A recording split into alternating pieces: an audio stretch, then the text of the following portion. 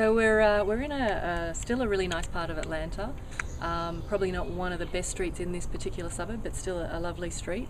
We're just about to have a look at a property where an investor bought this. Looks like he bought it sight unseen, got it for a very cheap price. Unfortunately, there were some fairly serious structural issues with the property, and the rehab on this property has come in at about $45,000, which you definitely wasn't expecting. So we're kind of taking you through this property to illustrate, not only like the quality of finish that we're looking for, but also just highlight that you can make some pretty serious mistakes if you're trying to buy properties without intimate knowledge of an area. So on this house, in order to make it functional, again, this house had a really bad floor plan. Originally, when it was built, this was in the kitchen, and this was the kitchen. In order to make it conducive for today's living environment, we actually rearranged. We removed the kitchen from there because this was the bedroom they added on, and we actually brought the kitchen to the front of the house to be able to create today's normal living environment. So this is where his new kitchen and laundry room will actually be, and we opened it to be able to give it. You pretty much just bought the land.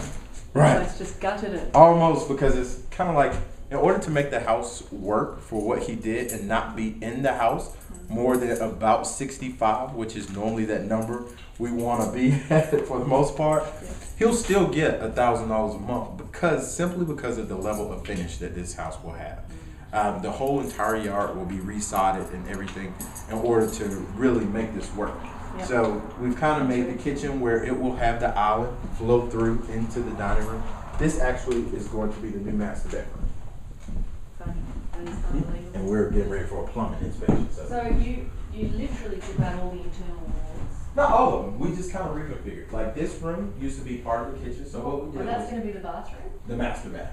So it's kind of like they'll have a hallway when they come into their master suite that separates them from the rest of the house. What will this be? This will be their closet. So that way they'll have enough closet space. And then they come into a pretty good sized master bedroom. They'll have their double vanity. I definitely think you could push for a higher rent on that other one purely because of the size. And much bigger house. Yeah. Much you did a similar finish as this one. Similar finish as this one. Did you build that deck? Yeah, that's we added a monster deck to it. To be able to have 2 points of entry into the house, we added the deck. So that way when they come off of the drive, they can actually come into the side door, as well as the master has access you can to see the roof structurally falling down, yes, which is not great. So did you have to cut a hole in the ceiling to discover that, or was it pretty obvious? That was they cut a hole in the ceiling in order to be able to see it. So it's like certain areas as we went through and the we house started. was just rotting all the way through. Like all of these rear walls on the back portion of it, all of that, all the way around this L and down the back side, all of that is cheap because it was completely rotted out. And is that new ducting on the? Oh yeah, all of the HVAC system in this house, all of the wiring in this house is brand new, and all of the plumbing in this house is brand new. Crumbs, that's a big job. And so, what's the time frame for completion on this? This house has been, right now he's at about 5 weeks, and that's because of his inspection delays. Because this is like building a brand new house.